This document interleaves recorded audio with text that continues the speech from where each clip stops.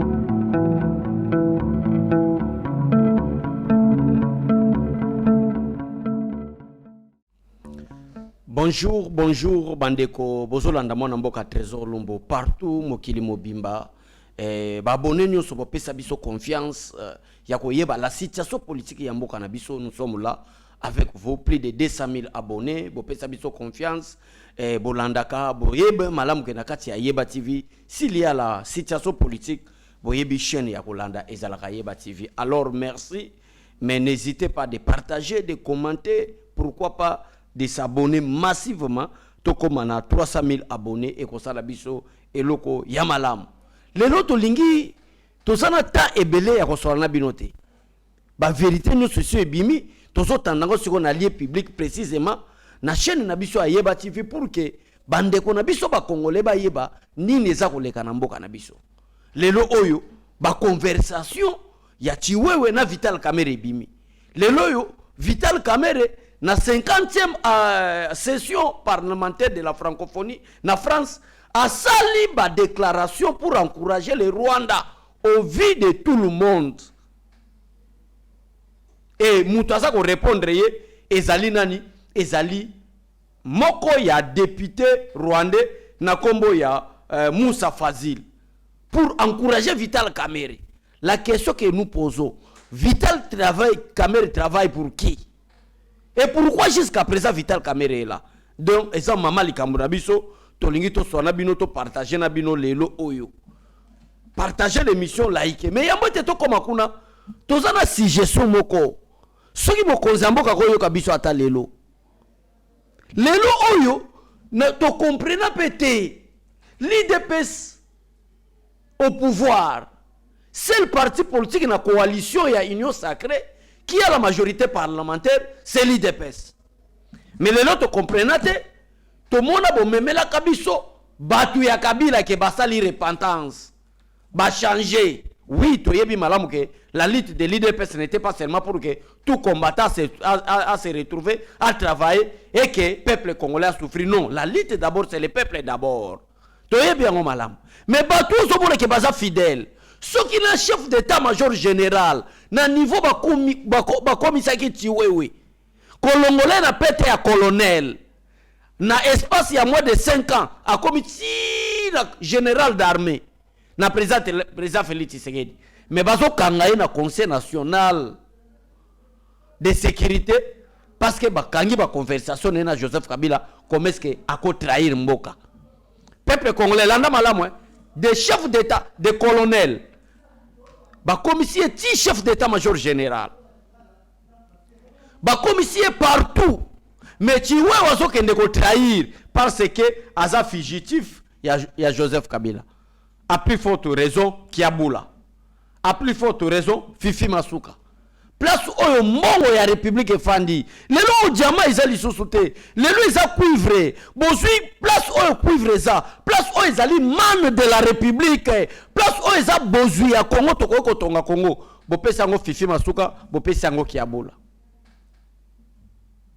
Or, dans un régime qui se respecte, et sengeli place oyo misolo ezali, pouvoir contrôler, mutu na bino contrôler. Biso na IDPS rebite zaki soki en bozui ka bamba ya lwalaba oyo koki ko bongisa république bozwi kabamba ya okatanga oyo koiko bongisa république bozwi yango bopesi na bato qui ne sont pas membres de l'IDPS depuis Mobutu ti sika oyo Joseph Kabila wuti kolonga erreur wana basala yango te bozo financer bato wana raison pour laquelle bandeko nanga na se poser question soki ti wewe grade comme ndeko nanga ba ministre baza mokonzi ya chef d'état-major général mais pété ba pesa kaye c'est la sûreté de l'État. Mutu déjà so comme na niveau chef d'état-major général o comme on a été au gouverneur moko boya sala coup d'état o boy mais mutu balongo lié de colonel au général d'armée chef d'état-major général 4 étoiles avec tous les moyens possibles mis à sa disposition mais azo kende ko trahir. Est-ce que toko so leçon na likambo wana te e bongo ba oya mulongo lokola ba fifi masuka lokola ba kiabula soki Kabila so atteindre ti kokende komona ti wewe pe andimi ke ti seke de na maboko nanga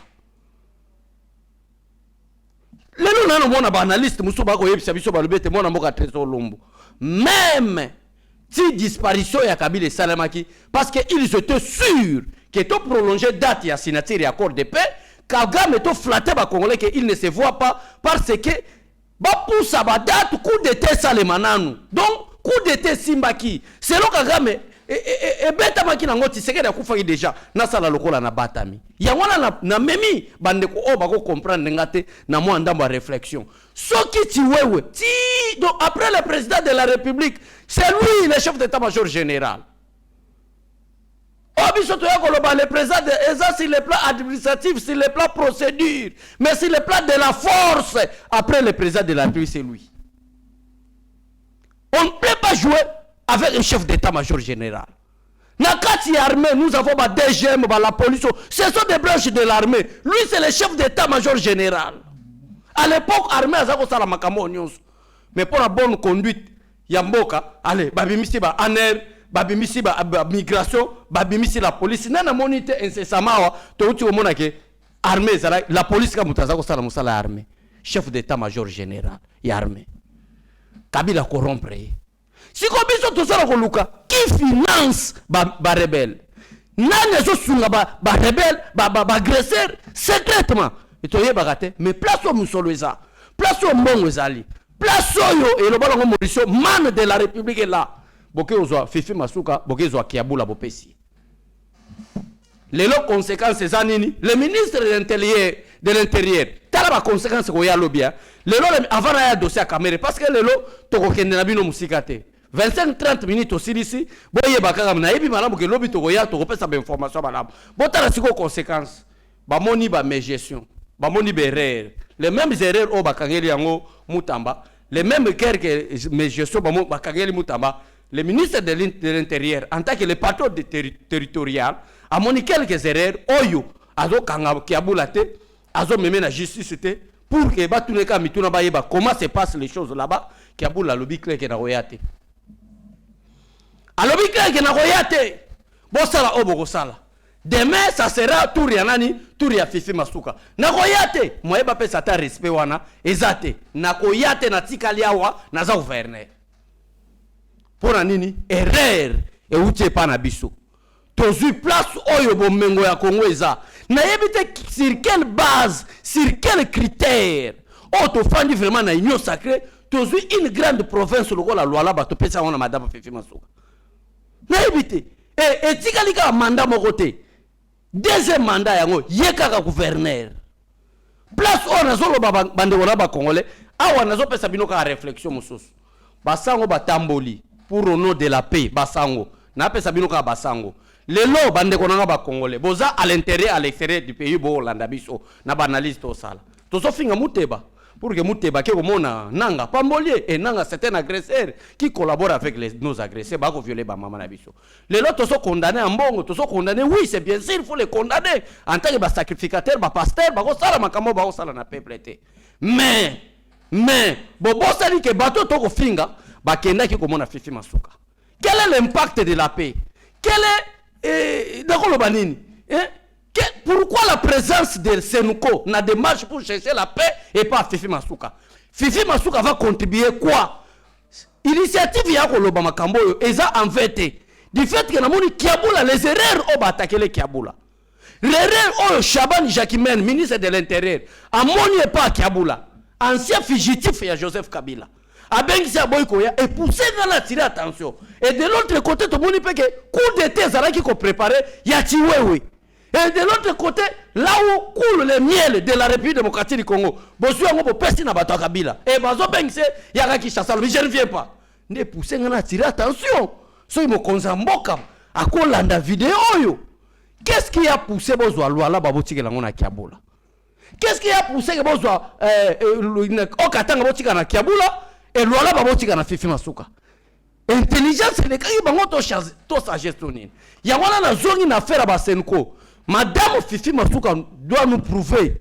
Ayambaki Basango na plan nini. Parce que démarche ya Basango, et ça là qui pour chercher la paix.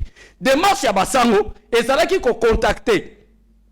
Barouande ko contacter. Bananga pour que tozala na table moko to solo la pour la paix. Mais initiative ya kokende kokutana na madame Fifi Masuka pour chercher la paix et kozala nini Masuka pesa bango nini raison pour laquelle nazongi na tuna bande kolanga ba congolais est-ce que dossier to sa kolandela ngo malamu et ça là qui introduction pour que bande kona biso bayeba pour que ba congolais bayeba que rere sale masute yambo tena chité lokoyo en tout cas na yebite na kobenga na kombo nini mais c'est le secrétaire général Augustin Kabuya yo lobiete ngana kozwa bokonzité parce que nazotika la nalandela makamba parti ndenge ezokende makamba parti yango to komi na ba élection biso to yaka ba réflexion analyse erbo koti na union sacrée na bino wana bomona kiteke okatanga Lualaba Mbuji-Mayi Congo central Kananga ba province wana sengeli kaka eya na IDPS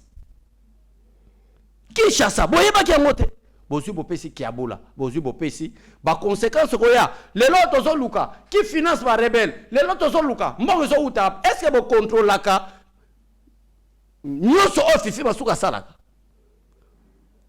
ba recette nyoso ko tanga lola vous êtes sûr que vous contrôlez cela ce que bo contrôle kango nakata lola ba ka lola ba pambe za la kitoko te nakata lola ba kaka kolwezi e ko za la kitoko te.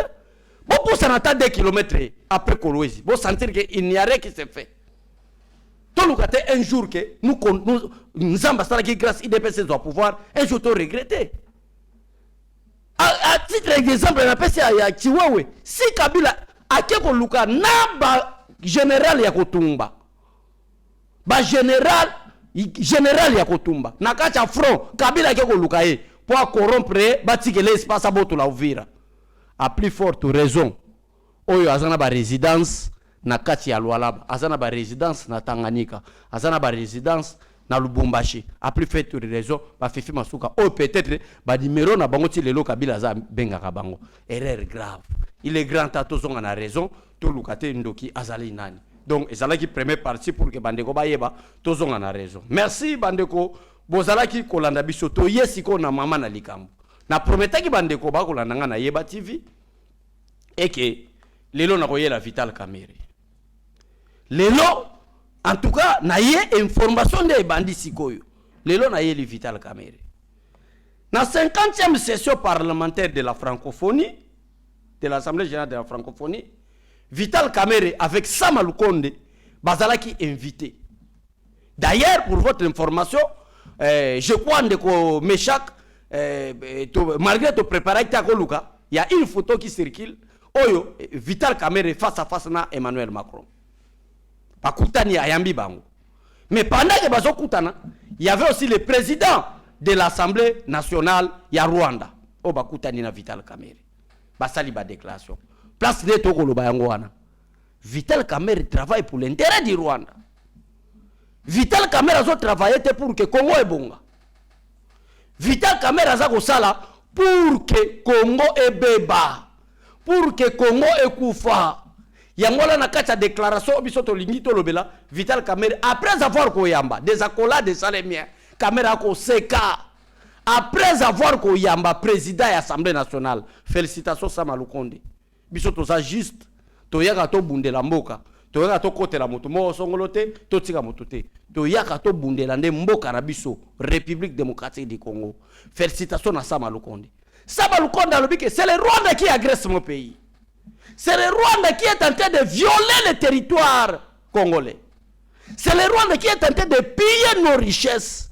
C'est le Rwanda qui fait la balkanisation de la République démocratique du Congo. D'ailleurs, et ça tient à répéter plusieurs mots, le ministre de l'Intérieur, Jacques Chabani, a qui n'a pensé parce que comme il 8 ans, va gérer Nord et Sud Kivu pendant 8 ans. N'a pas beaucoup na bango. Des raisons pour lesquelles Jacques Chabani. Pendant que Kamera Zoroba que mon pays est prêt à faire la paix avec son voisin le Rwanda, et le Rwanda est également prêt à soutenir les efforts qui visent la paix. Pendant que Kamera Zoroba Bongo, là-bas à Doha, Rwanda à son tour a exigé une négociation pour récupérer les deux Kivu, c'est-à-dire le nord et le sud Kivu pendant 8 ans, administrativement, judiciairement, nyonso balobaka ezala sous gestion na bango 8 ans. Est-ce que maloba Kamere ezana importance? Maloba Kamere ezali na impact et Kamera lobele ngo pona nini? Et El Kamera zoloba bongo en réponse, le député rwandais Moussa Fassil et Remarimana a salué cette démarche pour dire que makambo Kamera lobi ezali nde bongo. Donc il y a un complot. En bref, moi namboka trésor lingu alingi atalisa bande ko na biso ba congolais. Il y a un complot au Kamera bandi ko monter. To lelika coup d'état physique parce que arme lingeke e bima assassiner lingeke salema. Mais il y a un coup d'état qui se prépare au niveau de la diplomatie de Vital Kamerhe. Kamera ebi malamu ke peuple congolais ba olinga été. Kamera ebi malamu ke aroti ko za la voter té. Malgré azokosa ba kolite na yeke 2028 c'est lui le président. Mais boye ba malamu ke ayebi aza conscient ke ndenga sa boye na Congo oyo ababa na mboka trésor lumbu basali ba ko sala mobilisation peuple aroti ko voter té. Kamera wana ayebi yango malamu ayebi yango bien alo effort na ye ba force na ye ba énergie na ye akomi ko bimisa yango nanani na diplomatie. Nani akoyebisa nga rencontre ya Emmanuel Macron pendant 1 heure de temps avec Vital Kamerhe basolo lini.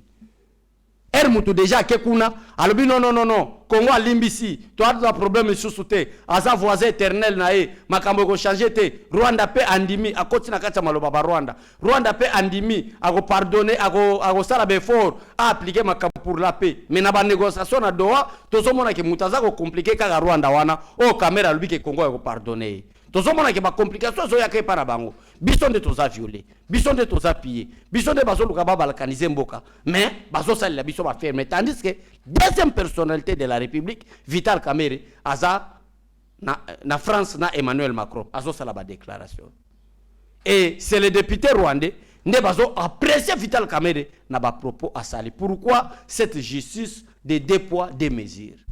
Kamera sali makambo belé. C'est à vous, chers députés. Bilan de députés nationaux. Il y a République démocratique du Congo. Bozo a conscience.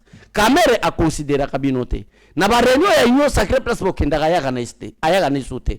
Amoni que union sacrée na bino ko sala logote. Et la majorité des députés au sein de l'Assemblée nationale sont de l'union sacrée. Plus de 330 députés. Bozo bunda la souveraineté. Bilan de peuple bengi bino représentant peuple et à peuple binon de place les peuple aloba balobi boko loba na loyenge boko loba na masse to ko comprendre te bo choisir bato bako lobela bino ndeto benga bino balobeli ya peuple makambo o Vital Kamerhe zo sala to banda ko rappeler bino boyeba to tika boyebi to na session ya septembre boko longola Vital Kamerhe na perchoir ya Assemblée nationale alobi que ba militaire ba bomi 318 personnes aloba kiango armée aye alobi lo kuta bato nous sommes armée a bomi plus de 318 personnes bazabe ennemi à République bolanda réplique et armée na seriwana 300 personnes ba confirmer pendant que Kamerhe disait cela na territoire na ya Walungu na Sud Kivu partout bazako violer biso na ba Rwandais bazako bomba biso na ba Rwandais aucune déclaration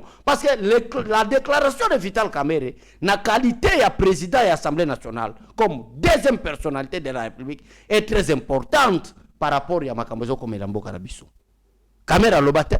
Joseph Kabila sali ba discours.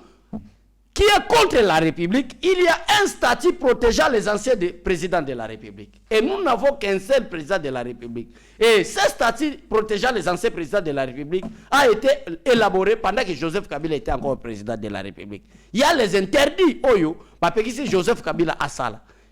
Il y a des mots, Oyo, parce que dans le statut, on a que Joseph Kabila a Joseph Kabila a ça là. Président de l'Assemblée nationale, aucune déclaration. Après ma discours, Joseph Kabila quitte na Goma. Moutoyo azalaki ko accuser Rwanda que sont nos ennemis. Moutoyo, pendant qu'il était président, azalaki ko lobake, nous sommes agressés. Il n'y aura pas moyen d'organiser les élections parce que le Rwanda soutient les M23.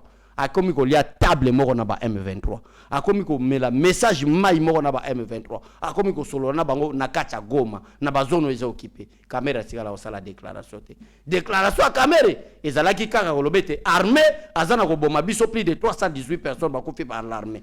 Pendant que ezali le kuta, pendant que za fausse information mais azu courage ya ko lobango et ba service à justice Ezawana. Bakolo bateke to benga, mais c'est Mvonde le procureur de la près de la cour de cassation. Azawana. Akolo bateke ata to ko kanga Vital Kamerhe te. Mais to benga to yeba intention ni ne anima kiye. Pour le bake armée e bomi na qualité o azana ngona fonction azako occuper na mboka akolo ba makamwana te batika Kamerhe yo batika yi.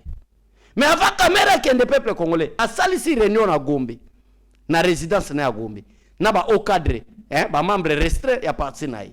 Abengi bango assuré bango ke parce que Kamera kendaki et France dimanche pour les oh le loto ça lundi dimanche le dimanche là akendaki mais le akendaki lundi wana mais lundi wana va to comme dimanche dimanche wana va to comme lundi plutôt à sali réunion na batu ya cabinet assuré bango ke nazo kende France match zo kende na ngambu na biso 2028, c'est moi le candidat. Je vous promets, je serai élu. Ayebisi Batuna assuré. Lundi, à vol à qui. Pendant que tout ce que Kamere a déclaré, Fimbu ya justice, c'est ça. Yewona ke France. Bomoni, li futa, o Kamera ke o futa biso. Makambo o Kamera futi biso. Est-ce que bandeko nanga ba Congolais bomoni yango? Ake ko kumisa. Ake ko loba. Congo ko pardonner. Congo toza suna problème te. Rwanda pe andimi. Mais pendant que biso tozo dénoncé, Vital Kamerhe Oyo, azala ko monter coup d'état diplomatique contre le président de la République. Congolais zomonate, omona Congolais musozo episa biso, bino batayi de pesa boza bongo boza expert na koyeba nationalité abato.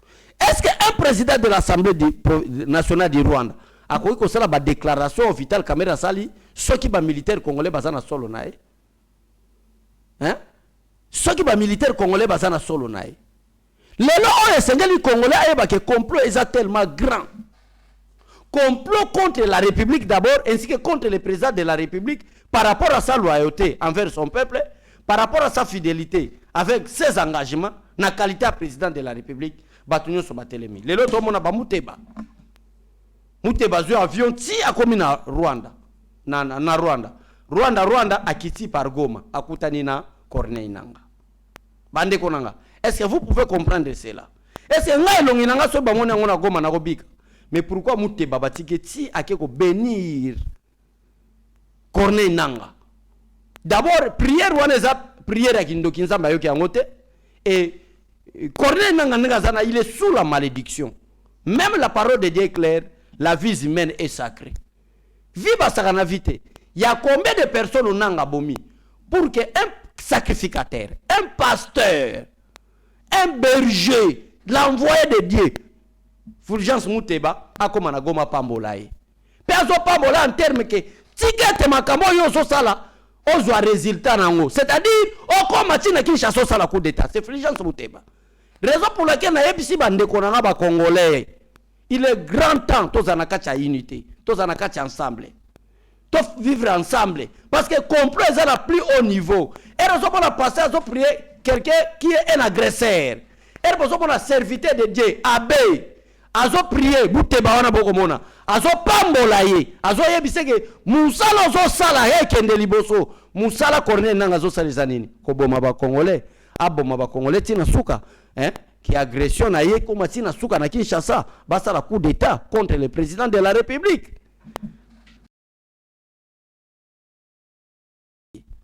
Mais les gens qui ont dit que le complot est tellement grand.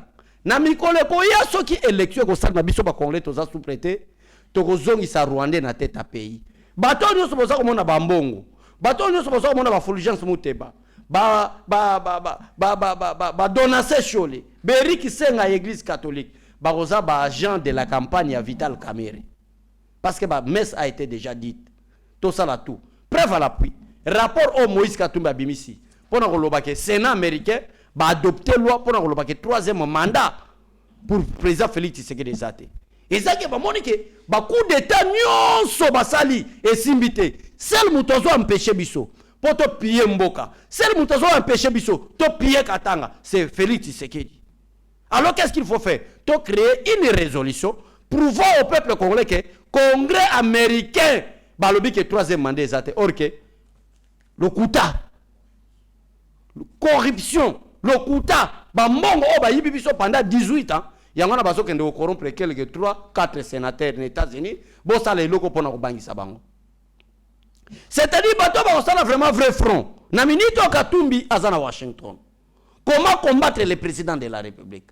Naminito Fulgence Azana Goma. Comment bénir Corneille Nanga?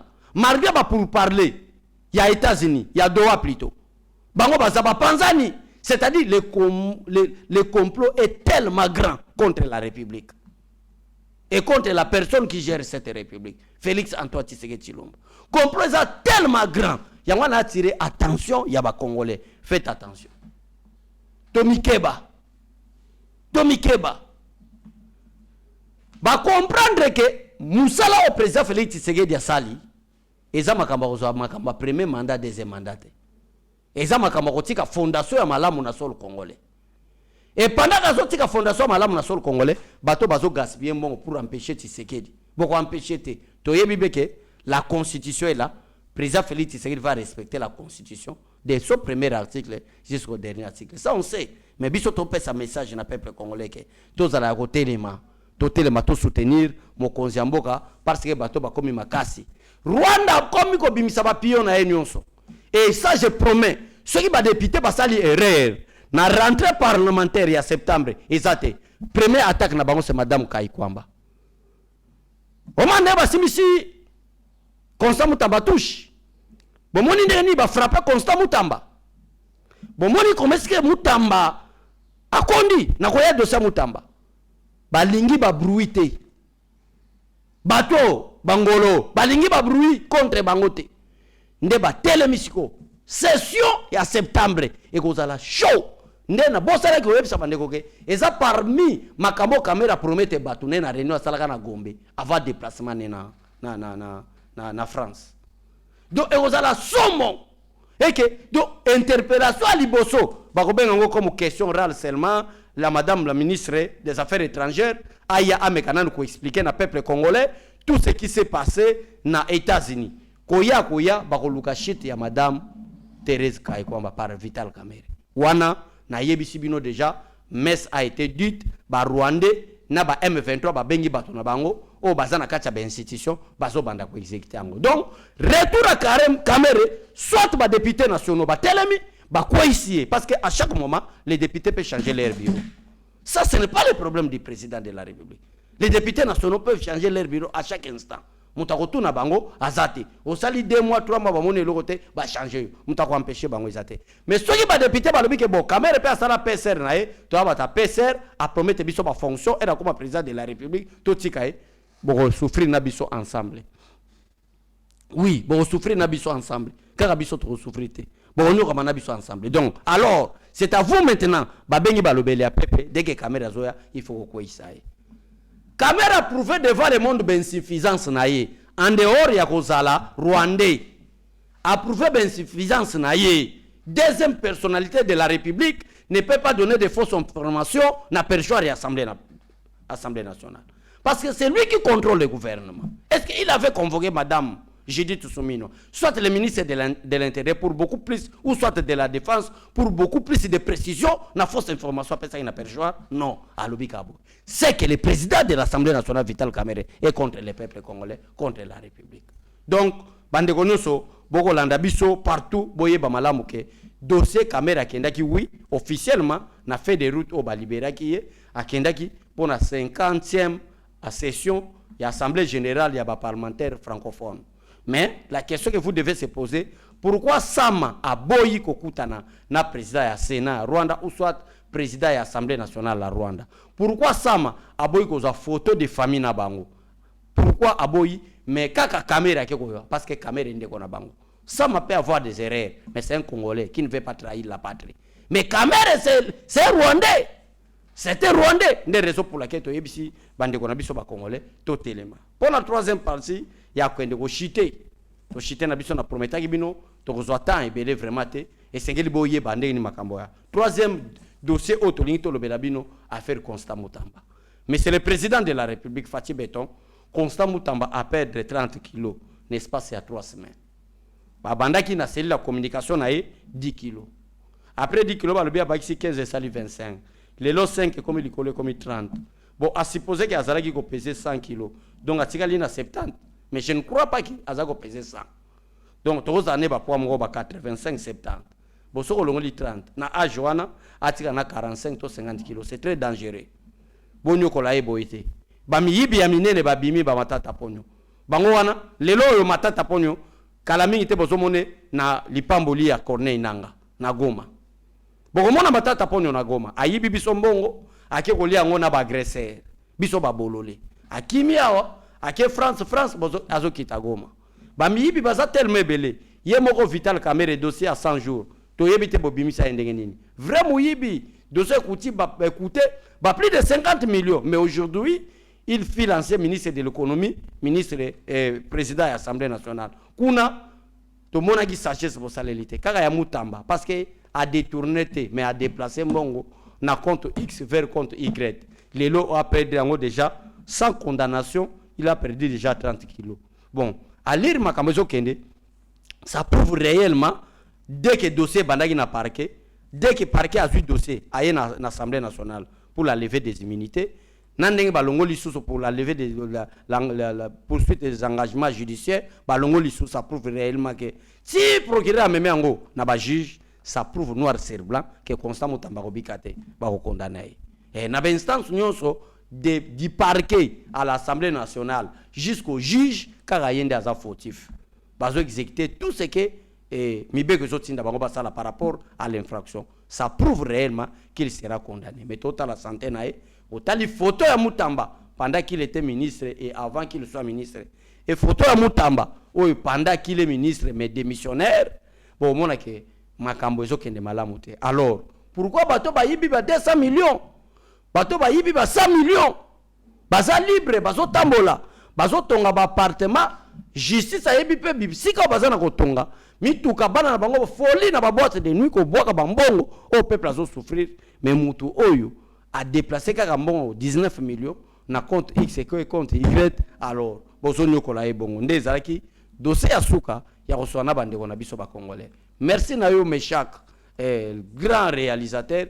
Pourquoi pas bandeko nyo plus de 200 000 abonnés. Nous sommes encore là avec vous. Dès qu'il y aura des informations, Toroya poto informer bino ce qui se passe en République démocratique du Congo. N'oubliez pas l'ennemi primordial, l'ennemi principal du président de la République, c'est Vital Kamerhe. Oya Tchetembe, tous ça déjà en 7e mois, 8e mois, 9e mois, c'est ce parlementaire. Bon, parce qu'on a raison, bon, bomba vidéo, mon amboka trésor à Lumbu, à l'Obaya Solo. Donc, on a des députés, on a biso, bazo annoncé, ba exploiter pour que balongo là. Et Mikoleza Koya, peuple a posé sa démission à Madame Fefi Masuka. Peuple a posé sa démission à Kiaboula. Batu wana mi balé bako simba poumon financier, il y a République démocratique du Congo. Voilà, bako toucher en monté. Ceux qui bako financer ba M23 bako yeba. Fifi Masuka n'a jamais aimé le président de la République. Kiaboula n'a jamais aimé le président de la République. Partout, Bassina Kabila Boyebi Angote. Que Dieu bénisse la République démocratique du Congo. Que Dieu bénisse Fathi Beton. À tout à l'heure. Seigneur, que ta grâce, seule ta grâce. Nous voulons instaurer un état de droit. Et dans un état de droit, il y a une justice indépendante. Ce n'est pas à l'individu Félix Tshisekedi de commencer à faire justice.